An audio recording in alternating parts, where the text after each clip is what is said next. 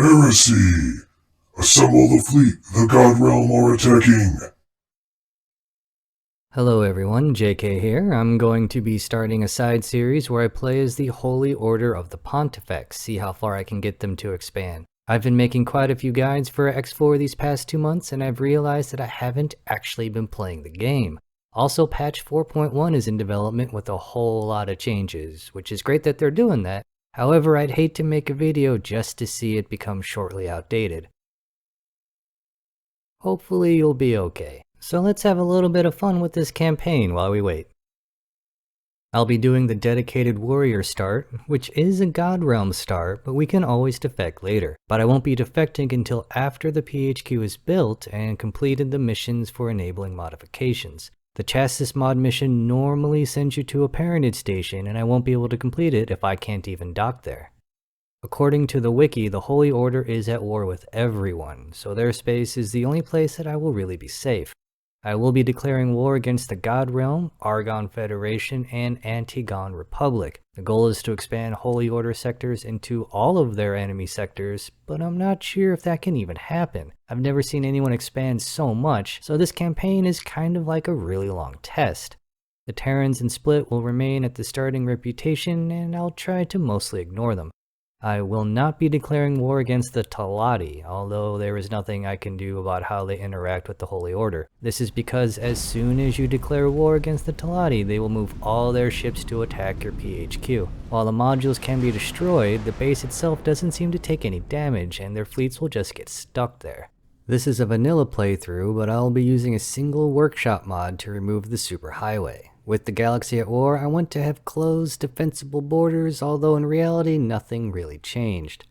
Every once in a while, a ship will be picked off, but most will fly through Holy Order space intact. They just do it a little slower. It's still better than nothing, but not quite the effect that I was hoping for. With so many enemies, it means that I will be severely limited in the ships I can use, but on the bright side, that means no elite vanguards.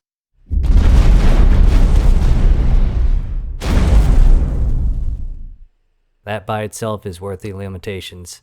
The Holy Order does give you access to the Ares Heavy Fighter, but I personally don't really like it. It is too slow, too expensive, and feels more like a light bomber than a fighter. I prefer using my fighters in the Interceptor or Space Superiority role. Luckily the Paranid have the Perseus and the Theseus, which are very good ships for that. I like to think of them similar to the A-Wing, X-Wing, and Y-Wing. A Star Wars triad. Maybe it's because I've seen too much Star Wars, but the Y-Wings never seem to do that well.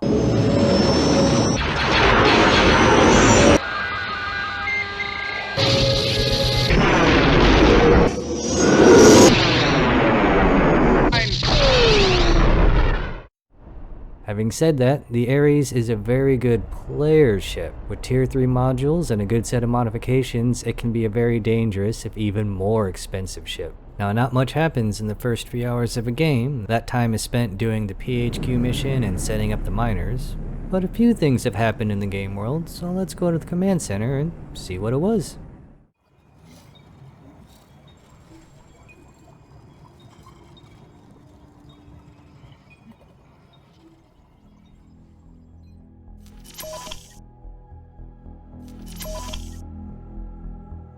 Open hostilities in the Paranid Civil War began with an act of aggression from the God Realm.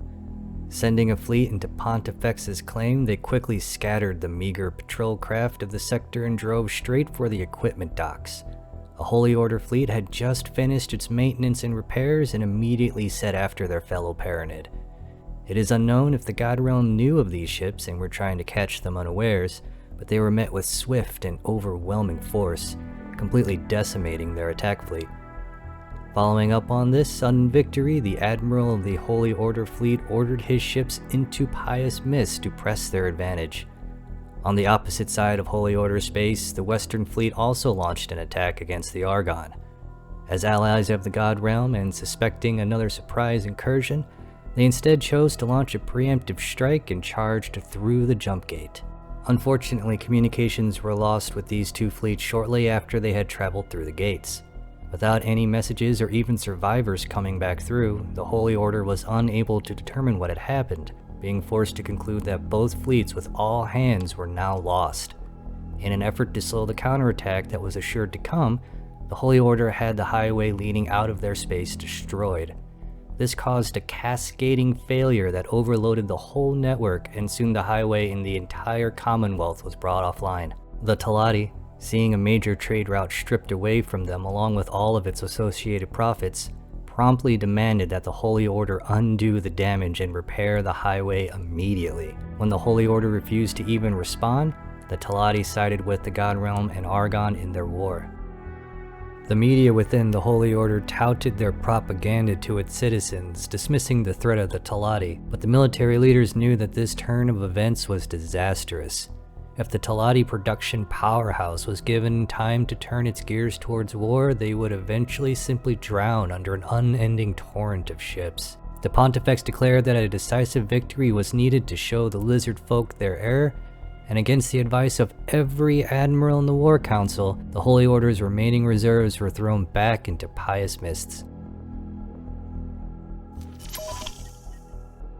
Luckily, the gamble paid off, and the fleet was able to destroy 2 installations near the jump gate, and transport ships began ferrying supplies to fortify their gains. While a clear victory was achieved, the fleet was too badly damaged to continue further and instead was forced to form a defensive perimeter while awaiting reinforcements. The God Realm sent in their fleet, but in an egregious blunder did not engage.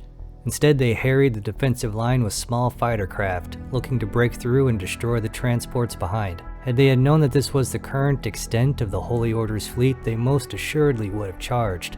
But presumably, the God Realm must not have thought that their enemy would so recklessly throw all their reserves into a blind attack.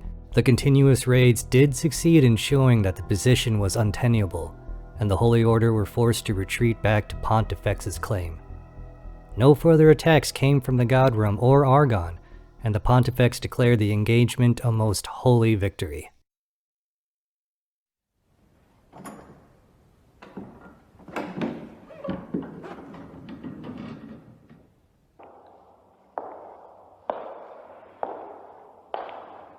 Holy Pontifex, our fleet has returned from Pious Mist.